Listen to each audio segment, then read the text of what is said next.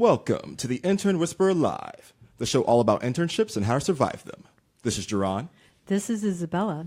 And joining us for this episode is Chuck Barnett with BMDM Marketing Agency.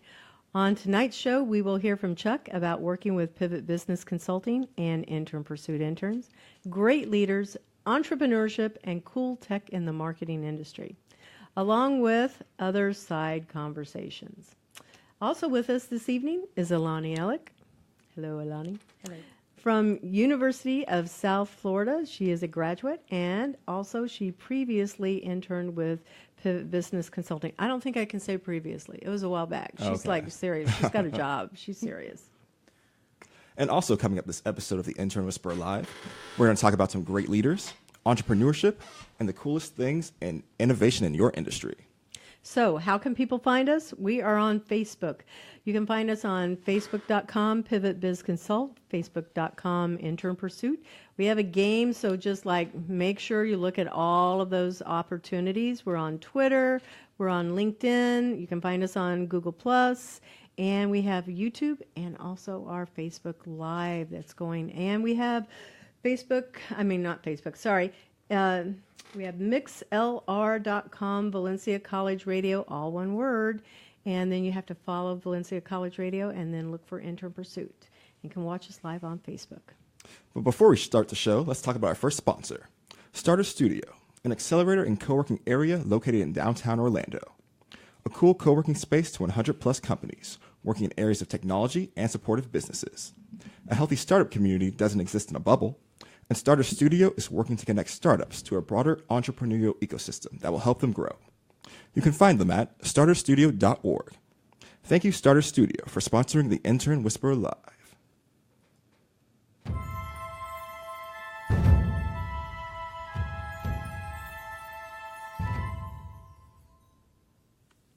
Okay, so Chuck, you're an entrepreneur.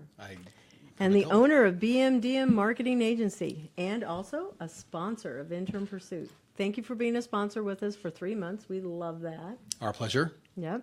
So we always usually start with, what was your educational journey? What did you major in? Where did you go to school? Why? Well, mine was a bit of a disjointed journey, and so it wasn't quite very linear. I started off as a biology student way back when, and then since I really enjoyed marine biology, I came down to Florida Atlantic to become a marine biologist. And then after, I don't know, a year and a half or so, I realized that marine biologists didn't really make any money and they needed master's degrees. And so as a result, I opted out of marine biology and went to geology. Like that's better? Well, at that point, I was able to actually use most of my courses. I was able to graduate within another year, and a buddy of mine was doing it. So I figured I'd drive around in a Jeep and look at rocks and, get paid for it. That's interesting. Well, it would have been, but that really wasn't how it panned out. So I got my degree in geology. I went off to be a well site geologist. So I was doing stratigraphic mapping and working in the oil fields, went offshore for a few times. And that was interesting to a degree, but a lot of the folks I was working with really weren't that stimulating. Roughnecks would come around and they had a finger to tooth ratio of like 1-to-1. So 4 fingers, 4 teeth, and that was all I had. Oh my gosh. So it really wasn't my scene. I was in my trailer with my computers and whatnot, and realized that wasn't the long-term opportunity for me. So I went back to FAU, got my MBA. And so after 2.5 years, I had an MBA, and then I went out into the marketplace. That's interesting. Did you know that, Elloni? I did not know that, in fact. So isn't that interesting? We just learned another fun fact about Chuck. It is. It was funny because I actually wanted to be a marine biologist too. I learned they don't make any money, and I was like, gotta figure something else out. Well, that's the thing. So I thought it was a great deal, and then and I was struggling in classes. Found out I had to get a master's degree, and then people were earning $16,000 a year. I was like, okay, $16,000 a year. I want to be able to actually, drive a car and eat. So, the folks that really loved it or were very wealthy were doing well at it. Those of us that were none of the above, not so much. So I was an English major, and I can really identify with the degree choice that you're saying, because originally it was going to be criminal justice, and then I switched over to English. One of the things that I learned is every degree should always take a core set of business classes as their electives. Wouldn't you say that too? Maybe. Well, because So like we- accounting, you'd have to at least put together a budget if you're looking for grants, Oh, right? but accounting pretty much sucks. So that's not really anything that you want to do. No, but I'm saying that basic accounting to be class would help exposed you. to it. Yeah, So just to be exposed. Maybe like Personal finance class. yes, personal finance Yeah, for like a marketing science class. majors or something. So Yeah. that because so I've got 5 kids and their majors. It's like the Brady Bunch, just so you know, over there, Me Ron. personally, it's just me myself. Yeah. Yeah. And so their majors range from English to plant biotechnology. I've got a public policy. We've got one that's in physical therapy, and then one economics and business major. But as far as the applications for their purposes, I think a general type of a business exposure would be good. So exposure to financial accounting, so that they know Right, just the what needs to terminology. be done. But to dump somebody into a managerial accounting class and No, and that's hope for the not what I best, mean. or No. yeah, Just basic accounting. Like, for the most part, people don't know how to. checkbooks. Yeah, checkbook, Well, right. those of Debits, us who credits. actually know what checkbooks are. So, Yeah. Elloni, when did you last write a check? I wrote one like a few weeks ago Exactly. for postage. Yeah, for Yeah, work. But don't you have to? I've never had to do one. Yeah, but you Exactly. still have to balance your checkbook even you without don't. checks. So. No, you look at your phone and it's right on there how much Yeah. you have left. Yep. I had a checkbook when I was 7. So Did you? Yeah, it was when I got an account then. Like, I didn't get an account. Your mother got an account My for dad you. got me an account. Okay. Yeah. And he was like, you have to learn how to balance a checkbook. And so I did it for a while, but it's not something I really need to do nowadays, I think. No, that's anymore. Finances are so immediate, so it's more, I think, credit. Understanding credit scores, and that kind of thing, or understanding, the value of a savings account, so that you can actually pay for something if you have to. Yeah, Yeah. definitely. My kids have not quite learned that yet. Well, a couple have, but not across the board. Interesting. So, after you went to school, why did you end up choosing marketing then? Oh, because I thought marketing was cool. It gives a chance to actually play around in the art side of things and creative, and I had a chance to explore some of my scientific data sides of things, and so it was a good mix of the two. It was a blend that was able to leverage the different facets, both left and right side of my brains. Interesting. Yeah. Yeah. And Jerron, what was your major originally? It was integrated business at UCF. Okay. So that's like a really fancy name for a different degree, which is all encompassing of business and also things like, more of a liberal studies approach. Right. It was essentially called general business, but I think a lot of people Yeah. didn't like that title as much, so integrated sounds so much better. That's of course. Multi-channel would probably work fine. Integrated. Oh yeah, there's all kinds of different facets of that. Sure. Okay, so you and I have worked together, gosh, I guess 3 years now, maybe? We're going on like 3 Probably, years yeah. of knowing Been a each while. other. Sure. And I've always enjoyed being able to work out of your office, and I know that's originally how we met, you know. And one of the cool things about your office is it's very Google-like, that when I describe it to other people, I sit here and I go, it's very Google-like in the sense that it's got lots open environment, it's bright colors, it's very pet-friendly, there's all kinds of things that make it very, very warm for, I think, an employee to feel like this is a comfortable place that feels welcoming. Well, comfort is the biggest piece of that. So that most of us are on laptops, so you get a chance to move around if you want to. We'll roll up the doors and let the air in on occasion. We have the pets in. We actually don't roll up the doors when the pets are there, but besides that, No, they'll run out. And but it's not to the degree. I think a lot of people that come in and say, "Oh, it's very Google-like." I've never really seen what Google's campuses are like, because those are amazing. With free everything and ice cream and food, and this is unfortunately not that. We don't have the ping pong table, we don't have the foosball table, because essentially we've got it's like a hangar, which is a big open space, and so anybody back there playing ping pong or foosball would hear about it in the front of the building. Yeah, so it's but it is. We did try to make it comfortable. We did try to make it inviting, so that if you've got to go to work, it really shouldn't suck. And so that was kind of the overriding principle of the design, to where we can be engaged and have room to collaborate, but we also don't have to be on top of each other. Yeah, it's really nice. It is a very nice, welcoming space, lots of color. One of the, and actually one feature that is rarely brought up as part of these conversations about how Google-like our space is that we share a building with a brewery, so that You can go right next door. and Get a beer. and it's not, yeah, the as a matter of fact, earlier today I was up there. I had to get something signed from the tenants, and I was in the back booth, and my Wi-Fi carries into the our work Wi-Fi carries into the back booth, so we can literally be on our network and reach our servers from the brewery. So that's I think a bit unique as far as workspaces go. Yeah, that is really nice. And I know that you're really involved with the Mills 50 area also, but we'll save that one. So let's talk Okay. about what you do. Sure. What do you do down there at BMDM? What are the services? As little as possible. No, that's that why- doesn't make any money. We know that. That's why Elloni works there. So that, she has to She cracks the whip. She covers the slack, exactly. We're a digital direct marketing agency, and so we have designers, developers, data analysts that work with a range of clients in different verticals. Clients include Full Sail, Toyota, Florida Hospital. We've got a few smart clients, so it's not all large folks. And so we run the gamut from the front end, where we help them with their websites and their landing pages. We work with display ads and AdWords.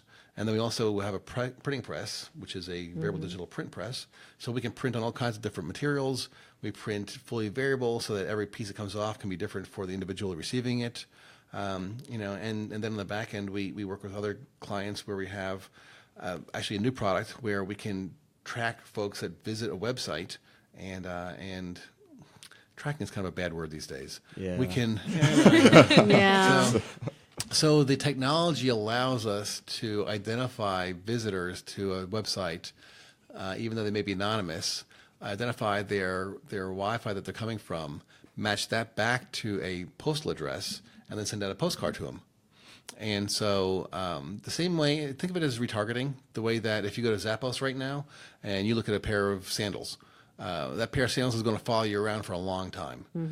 Or if you put a pair of sandals in your shopping cart and then leave, the abandoned cart, will prompt an email. Hey, did you forget something? These sandals are great. They look great on you. 10% off today.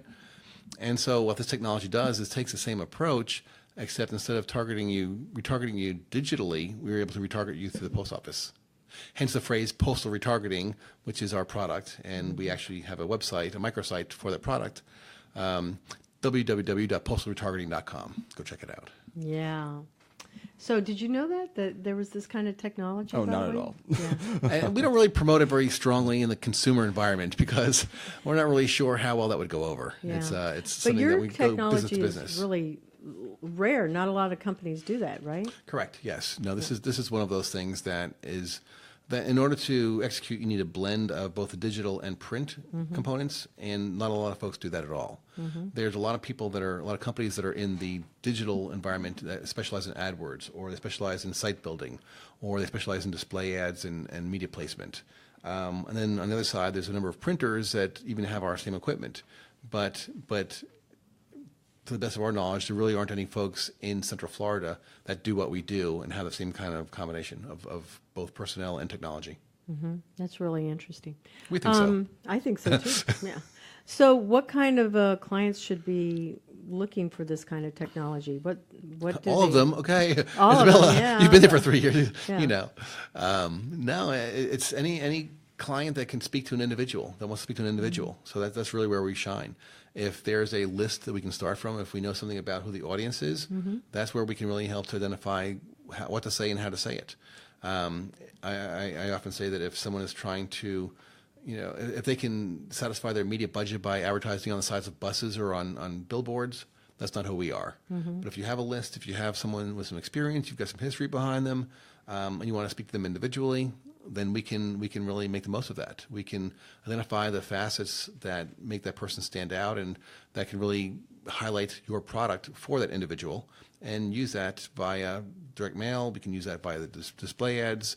We can identify them if they've come back to your site after they've visited the first time.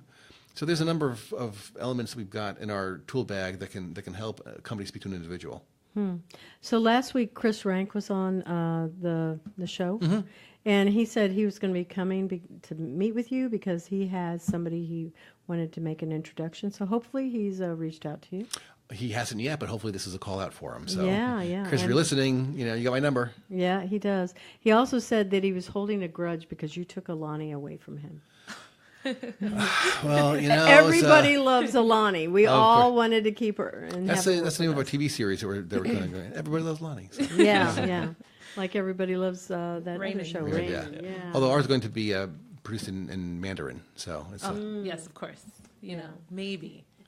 It'll be limited. It might just be she's the only one that's speaking it. None of us would be able to do it. It'll make the audience want to learn. exactly. And you should learn. It's a great language. Yeah.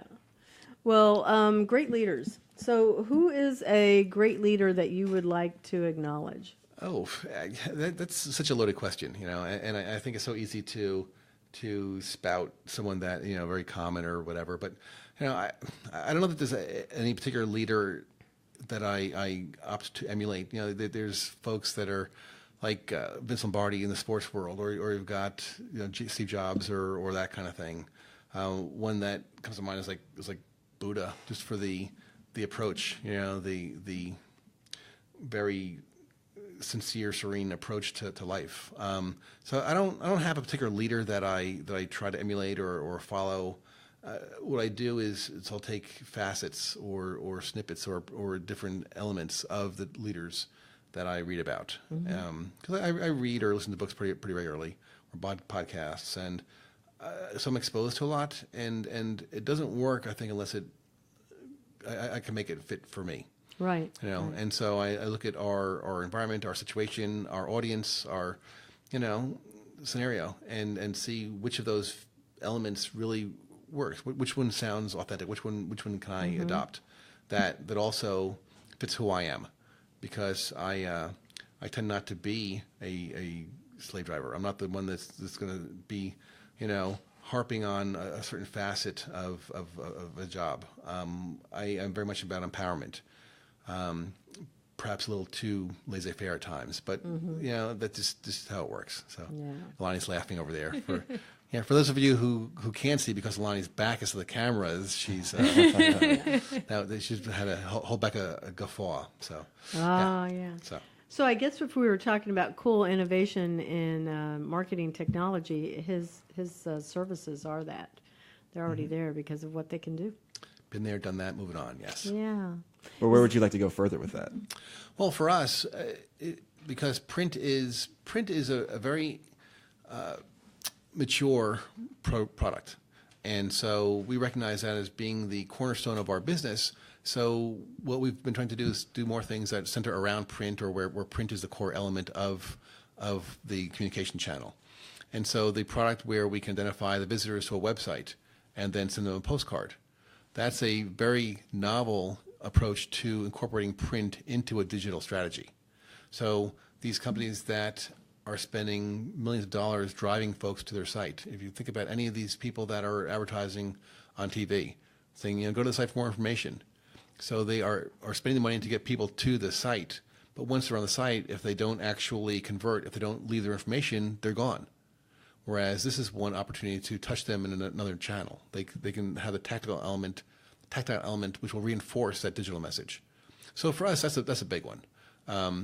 To incorporate web-to-print technologies so that a company would be able to have a digital catalog with maintaining their brand standards that can then, where their users, their customers, their associate members can order, it'll come through us.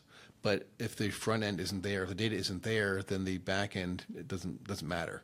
So the incorporation of the two elements, the front end and as well as the print, is what we're really trying to focus on going forward. All right. So we'll probably be moving over to put Elloni in the hot seat. It's not a hot seat. Yeah, it's going to be her Okay, turn. she's been practicing all week. So she's All week. Yeah, no. So she got the list of questions. She was out there. She was doing the whole. You heard about how Zuckerberg was getting folks to actually kind of give him role play before the Senate tour. Yeah. I don't know about that. That might be a little. But I saw the questions and I kept looking at the questions. I'm like, You weren't thinking nervous, about it. right? Please tell me no. She doesn't get nervous. No, she doesn't get nervous. No, more like just making sure I know what I'm going to say. Wants to be prepared. Yes. I gotcha. Preparation. I gotcha. Okay, well, do we take another little break here, Brandon? And that break is with our second sponsor, Okay. BMDM Marketing Agency. Hey. BMDM is a direct marketing agency focused on helping companies reach individuals through online and offline means. Their newest product enables them to send postcards or letters to the homes of anonymous website visitors within 24 hours of their visit using a patented IP matching technology and our in-house on-demand printing. Thank you, BMDM Marketing Agency, for sponsoring the Intern Whisperer Live. So you already knew about all that. That was Yeah, kind of. I know so much more now. exactly. And now we'll bring it to our second intern spotlight with Elloni Ellick. Yes? Yes. Great. A graduate of University of South Florida. Elloni majored in international business and is an economics minor. How you doing, Elloni? Good. How are you? Pretty good, pretty good.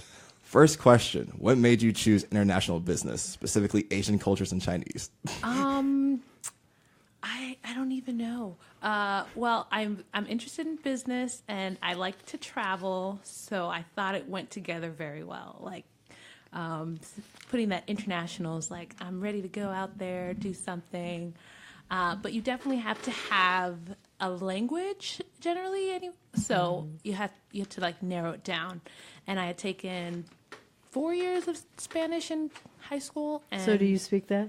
No. Yeah, no. I don't think I've ever heard you say anything in Spanish. No.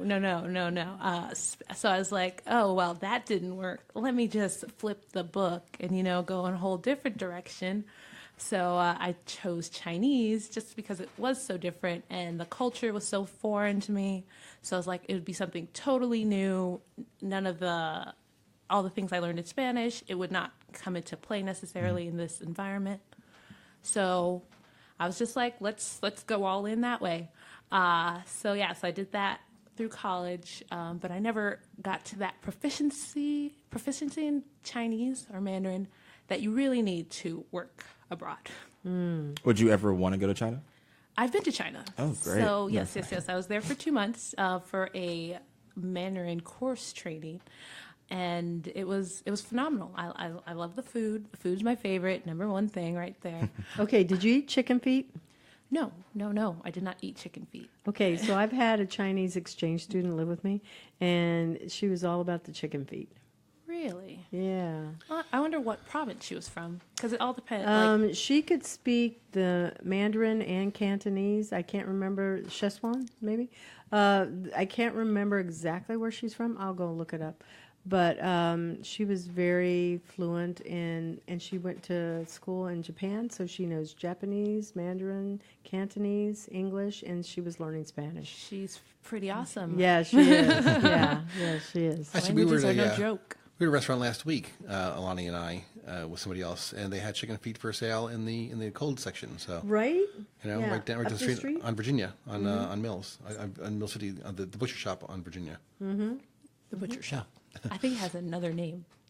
It's Orlando Meats. Orlando Meats. There it we is. go. Yes. There Okay. we go. I've never. When I was in China, I don't think chicken feet was ever an option. I don't think so. But I would have freely eaten it. So I was wondering, in 2 months, how much Chinese, because you were there, did you actually pick it up even faster? I think you use the words more often. And would I say I picked up more of the language? I would say sentence structure, definitely. So a lot of the vocabulary that I knew beforehand, all of a sudden I have an environment to use it.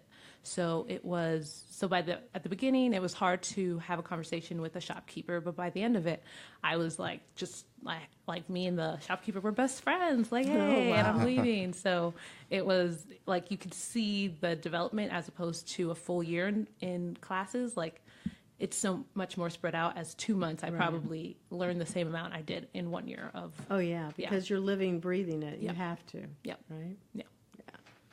I think about that. I sit here and go, oh, maybe 2 months in a Latin country, I'd come back being more fluent. It really does help. Yeah. Where would you like to travel to next? I'm going to Mexico next. Ooh. Yeah, for a wedding. we're going to Cancun. So I just came back from Colombia in yeah, exactly. February. She travels all the time. I'm not kidding. She is You traveling. pretty much have to come on each month and just ask, hey, so where's Elloni been? Yeah. Sometimes I like to throw in states in there. So Okay, sure. Yeah, sure. yeah. So I haven't been to many states in the United States. It's kind of sad. That's okay. Maybe you fly in and out of the airports.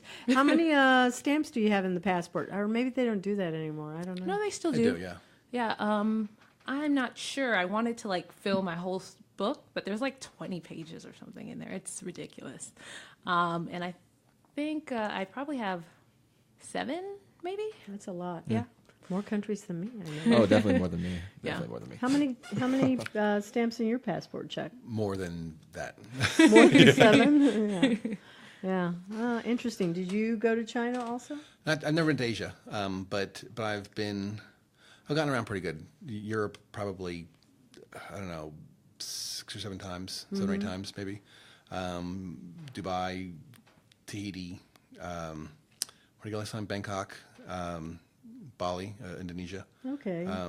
Yeah, New Zealand. So Well, yeah. you've got some of the I've covered Asian some, countries. I've covered some in there. ground. Yeah.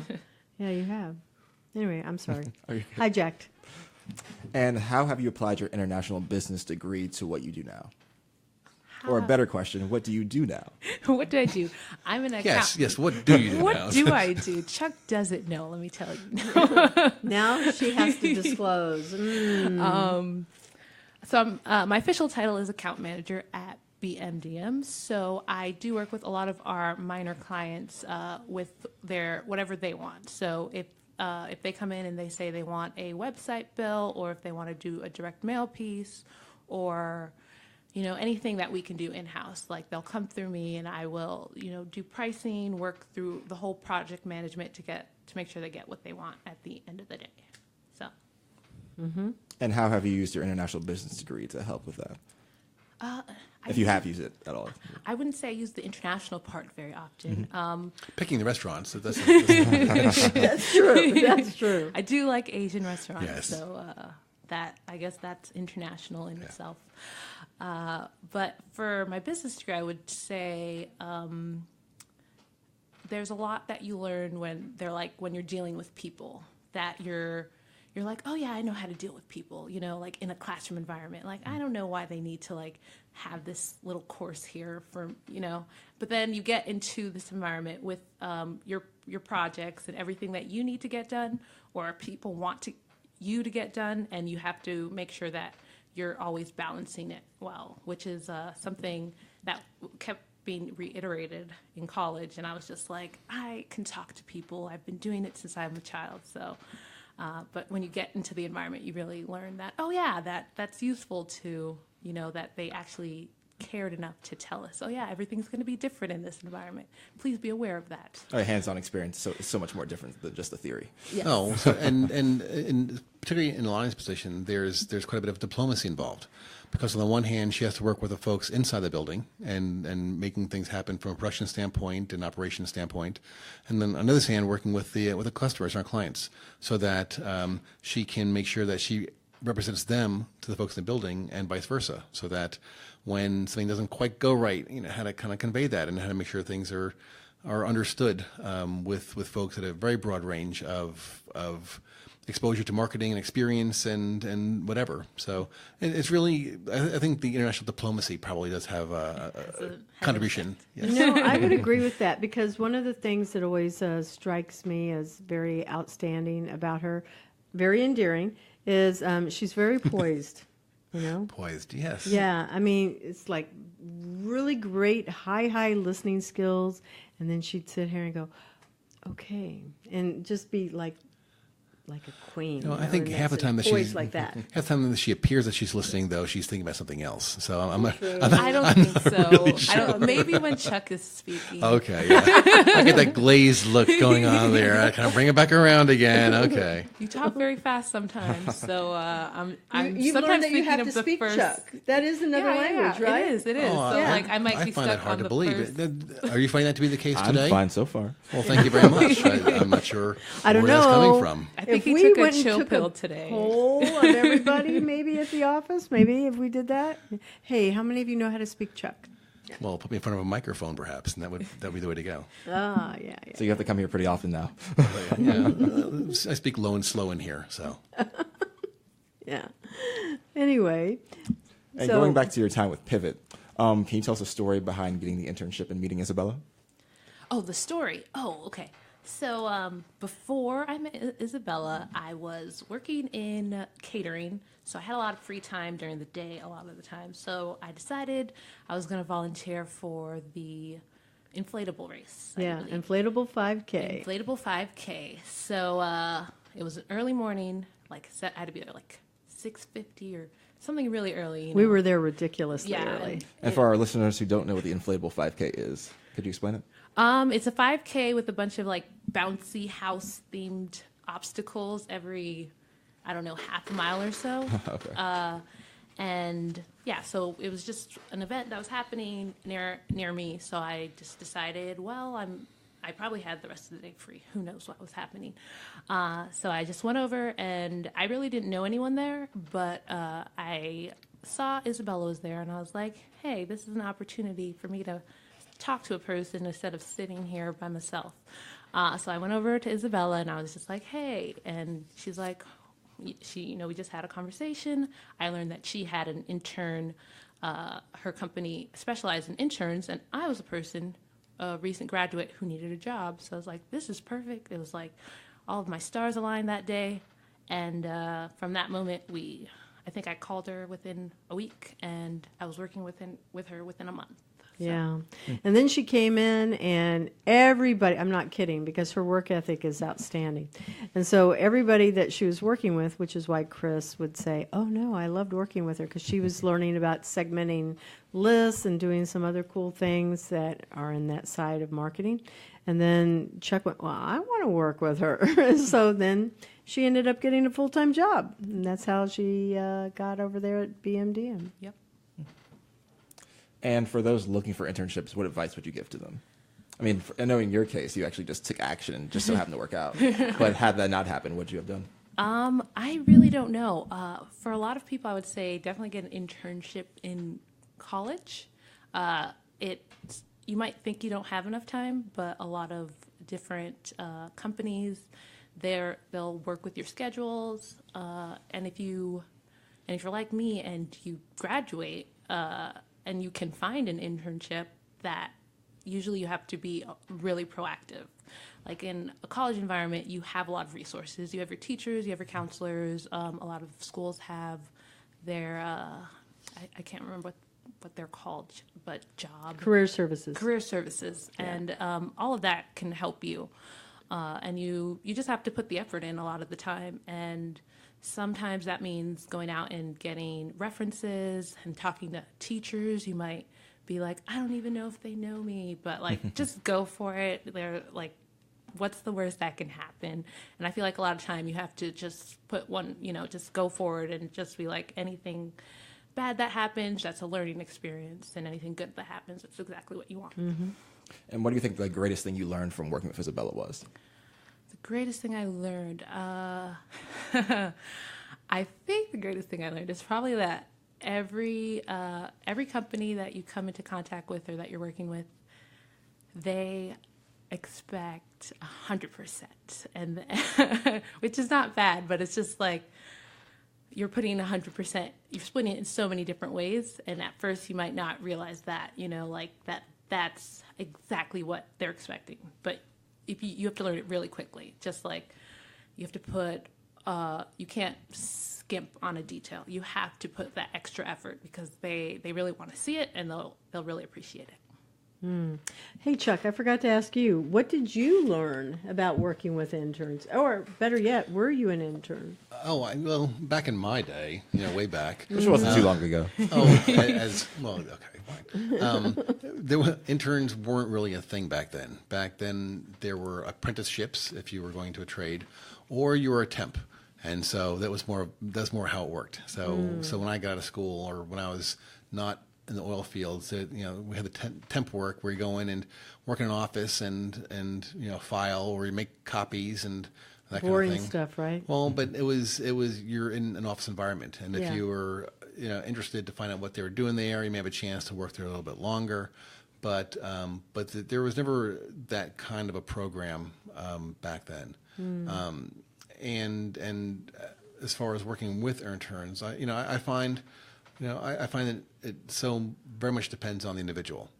So some Do you mean are the student? individual student, Okay. yes, or post grad student. So that if they come in looking to actually learn and to find out what they can do more and better and become part of the company, that's great. Others, though, will come in looking for a resume builder, and that's all they want. So they aren't there for the right reasons, and so they don't necessarily work out. We've been very fortunate in that we've had, especially the folks that came in through intern pursuit, or pivot business. They're both right now kind of the same, but they're going to be separating soon. Back then it was pivot. Yeah. So the fact that the people we were speaking with had already been somewhat cleared, they'd been pre-qualified. Because quite often students don't know what they're looking for. And so they wind up in front of your desk and they're looking to get an intern position, and they don't know what they want, and so they don't necessarily know if they can do what they should be doing, and it tends not to work out that well. Yeah, I agree. So you've learned that it's better to, what would you say? What have you learned about working with interns? If there is an intermediary that can do some pre-qualification, that's definitely superior. Okay, that's good for us. To trying to go it alone. Yeah. And that often even the universities that we would work with, their program was not necessarily very business friendly, so that it was more, here's a list of kids that might be interested, have at it. Or I would get a list of resumes that were not relevant to the position. So for a small business, taking the time to vet an intern at that point wasn't really worth having an intern. And so we just do it on our own. Yeah. And I know that you really invest into the people that come in and work and intern with you. So that's huge. You offer a lot of the mentoring that's needed, and many employers don't do that. So that's one of the reasons why they enjoy working there with you too. Well, from my perspective, if they're going to be working with us, they should get something out of it as well as us getting from them. And so that includes going over the resumes, helping them to land positions or appointments, interviews, doing some role playing for interviews, and when someone starts, whether it was Aaron or Jose, when they first start with this, I sit down and see what they want to try to accomplish during their tenure with us, so that over the next 3 months, what are 5 things that you want to make sure that you can incorporate into your resume that you find interesting, that you might think would help you find a job afterwards, and then I'll make a point of incorporating those skills or that training into their tenure, so that by the time they are done, they can honestly say, yes, I have worked on video marketing. Yes, I have explored CRM and marketing automation. I have whatever it might be. Yeah. And so that I think it's worked for us as well as for the interns. Yeah, I agree. I know that it's helped them to find positions because I've heard back from Aaron also on that too. That's good. Well, Elloni worked for Elloni right there. So Yeah, she got the job. Yeah, definitely. And going back to Elloni, what industries did you explore before you decided to go into your international business and economics? Or when choosing your major, if anything? Well, I did say marine biology earlier. That's what I went into college thinking I was going to major in. Why marine biology? Actually, there's something, it's not really the actual study of marine biology. It's just the water, and I love being around it, and that's pretty much why I didn't become a marine biologist. Well, and I think when you're in high school, marine biology is like you get to train dolphins. Yeah, right? yeah, exactly, and that's not part of it. And they want you to take molecular biology. I think it's one of the earlier classes, and I knew going in that I was not going to enjoy taking that class, so I did some more research and realized that was not the area for me. I did look into other business degrees. Anthropology was another degree I thought would have been a lot of fun. But at the end of the day, I went with international business and economics because first, I really enjoy economics. I love seeing how the markets work with each other and learning about that. And I enjoy what you learn as a business student. So I think it was a great decision at the end of the day. Okay. And let's go to our great leaders. Who has influenced you in your life in a positive way?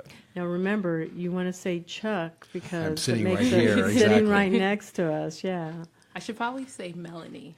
Ah. Melanie is she's actually, now that I think about it, she should be my answer because she's pretty amazing. Yeah, she is. She's able to handle so much in every aspect of BMDM. And it's amazing to watch from like an outside perspective.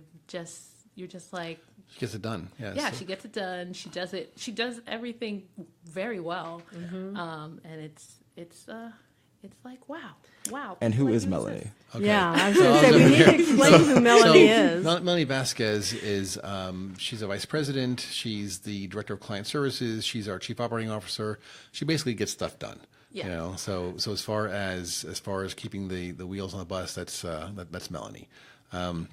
She handles accounts. She is our creative director. She's been with us for, I guess, 11 years now, 12 I years. think right. We've been in business for 15 years, and she's been there 11 or 12.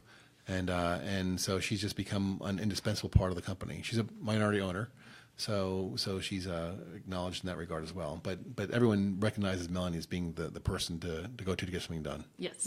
That is true. Yes. Yeah, and her wealth of knowledge in like graphic design and being able to make sure that, I would say a bad word, but stuff gets done, is really huge, really huge. Yeah. I enjoy working with her. Yeah. It's always great when you go into a client meeting with her because she'll just like off the cuff just come out with these great ideas, it's just so amazing to watch. She didn't Her even deliver know it? yeah, she just like they came up with they're like, but what about this? And she's like, this is what you should do. And it's like it's just Spot on. Yeah. Yeah, spot on. It's amazing, really. Yeah. Yeah, I miss seeing her. Yeah. So I was also going to ask, total side note, and I didn't want to forget, but how are all the dogs also? All the dogs are awesome. Yeah, I think that the dogs come in pretty regularly. Dolce comes in for Melanie. I've got our dogs. Elloni brought in a dog that she was dog sitting for a few days. Sam. And, Sam's a miniature schnauzer. So precious. Sam's having a great time with us, and then so we have guest dogs come in. We've had some guest hedgehogs come in, so it's a little bit of everything. Never quite sure who's going to come around, but Who's going to visit? yeah, but- hedgehog, Right. for real.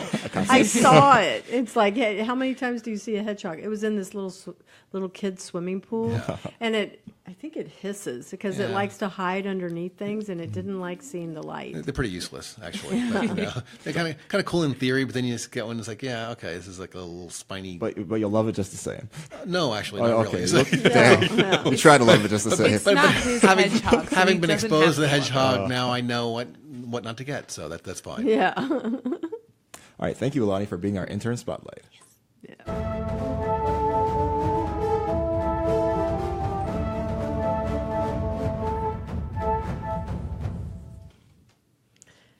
So I'm going to be sharing something that's been on my agenda, and I haven't been able to share it for a little while. I had applied to the UCF I-Corps, and if nobody knows what that is, that's a special program that University of Central Florida offers to help small businesses, startups, with doing some customer discovery. And in this customer discovery process, it's 5 weeks, and people have to apply. You have to go in and do a pitch down there, and it's not stressful at all. So when you do the pitch, you'll find out if you make it in. So I found out I made it in. I get to start May 11th, and it's, like I said, 5 weeks of customer discovery, 20 interviews a week. So I wanted to bump it up, and I wanted to do 100 students and 100 employers. So I have 4 students that are coming in to work with me on this. 2 are already in place, and 2 are coming in from UCF. And we will be doing a lot of customer discovery to validate what students want out of an internship and what employers are looking for from working with interns. So I will be having a lot of content going out about that, and we would like to invite any employers that are interested in participating to definitely reach out to us at, you can reach out to info@internpursuit.com if you'd like to get more information. Funny thing, and I don't know if I'm really supposed to, no, I'm not even going to say this part. I'll tell you off the air, but there's 3 days of a really nice, intense workshop that's going to be kind of relaxing. But I'm hoping it's relaxing. But and then it's 5 weeks of like full-on heavy stuff that's going on. So that is something that is going to be coming up, and we would like to invite all of our listeners to be able to follow that journey. We're going to have some interesting content that we're doing that's coming up on our Intern Pursuit. Like I was talking with another company. It is Style Squad, and it's an app to help with fashion. So we're going to be looking at like student fashion. We'll have resume tips coming up, but specifically some different segments that we think would be appealing to students. So that will be part of our PR campaigns, and we'll be bringing them in. So I wanted to be able to share that. Now, let's just open it up to just some other fun conversations that are not necessarily what we had on our table. And I wanted to be able to start with some interesting facts. You're getting ready to go for the end of the term, and you're still going to be with me for the summer. Correct. And they don't know anything about you. What is the one thing that you would want to share with everybody in the room? Everybody in the Keep in mind, I know a lot about you. So what could you Sure. share that I don't know that they definitely don't know? Well, I guess for me, I would say, at least from doing this internship, I'll go there.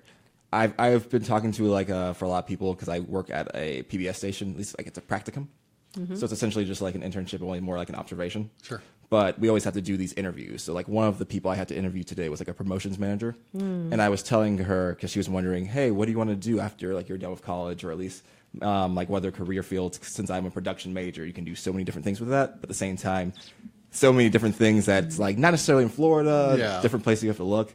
And I was telling her how I have an extreme interest in radio, and it's thanks to doing this internship. So I just want to say thank you for doing that. Oh, so well, something you thanks. didn't know and something they didn't know as well. Yeah. So Oh, that's something I'm really cool. looking into now. I think it's interesting that he was working at PBS because, like, to me, that would be a really cool place to be Sure. if I was a Oh, student. Yeah. All right. So So, let me jump in here a second. So out of curiosity, do you find that much of a difference between working in radio and working in podcasts? Because I'd imagine that, except for the broadcast nature, you know, the audience and the impression, that it would be almost the same thing. And so is podcast and radio synonymous any longer? I do believe they're the same thing at this point. I feel like the only difference would be just if, say, like during the show, we actually had visual elements to show people more so. Because I feel like you're listening to this, but at the same time it's being recorded. But if you don't actually watch it, you're still getting the same experience. So like I said, if it's just you have visuals that are associated with it, then that's the only difference. But otherwise, I believe they're the same thing. Okay, because you know, it's almost like a blending of disciplines to where it's the way that no one watches TV real time anymore, or very few people do any longer, except for sporting events. You know, it's all DVR'd, and so you record it and you watch it, you consume it at your own pace, at your own time. And so a podcast, in essence, is a radio broadcast, which is just consumed on your own time. Right, because I mean, all the time they always say radio's dead, but nowadays I believe they associate podcast views or at least listens to radio now. Right. So you put them together as synonymous. So as far as that being an industry which one would consider dying, just the opposite I think would be the case, because now there's so many more outlets and so many more consumers and channels for those technologies and for that level of education. Right. well, yeah, it's kind of like everybody wants their moment of fame to a certain extent, which is why you can have your own YouTube channel, right? And Sure. then you can also have your own podcast, because those types of opportunities weren't ever available previously. Well, but also to be a production specialist, you know. So a production specialist, if you're looking at radio stations, is only going to be several thousand in the country. Whereas if a production specialist for hire, you know, that could work on podcasts, that can be, then now we're looking at 100 times that. So I thought. Oh, yeah, that was a good one. Yeah.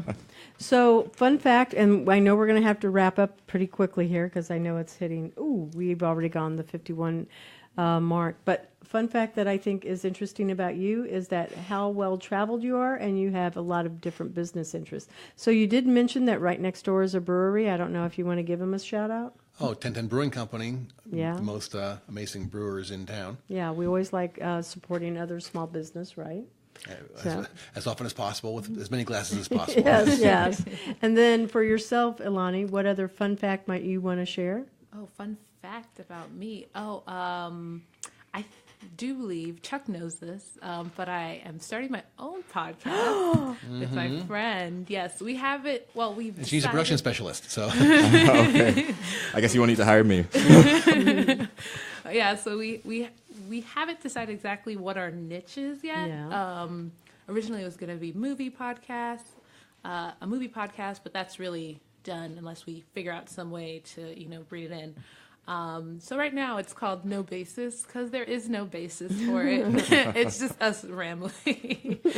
So we're not very far into it, but we knew we had to start, and maybe while we're speaking, we'll get to whatever direction would work best for us. Yeah. Okay. Well, that's pretty interesting. So I'm going to just jump into the Valencia Spotlight. We want to thank Valencia College, Community College here on the East Campus for being able to be on your show or be on your station here. And they have state-of-the-art social broadcasting studios, which we are experiencing. Great atmosphere, knowledgeable staff. We love Q. And fantastic environment to produce all of this great content that's coming out of here. So I'm going back to you now. Of course. And before we end the show, do we want to have any more shout-outs to any of our family members, friends, anyone in particular? Yeah, he has an aunt that loves everything we do. Oh, and loves so I everything. said I want his aunt as my aunt. Oh, what's her name? Aunt Darlene, yes. Aunt Darlene? Yep. Shout out to Aunt Darlene. Yay. We love Aunt Darlene. Any for you, Elloni? I'd say shout out to Emily Bailey. She is my partner in crime all the time. Yeah, the traveler. Yes. And I want to say a special thanks to everybody that's been working with me and that is going to be coming on in the summer. And then also my clients, I want to say a special shout out. I've never done that before for all my clients. So, stay tuned on all of that. And we're back to you. Of course. And we're going to end the show just like we began it, only I want to include you guys too. So just like how she said, this is Isabella and this is Jerron, I want you guys to say your names as well. You guys ready for that? Sure. Awesome. All right. This is Isabella. This is Jerron. This is Elloni. And this is Chuck. And thank you for listening to the Intern Whisperer Live. We'll see you next week.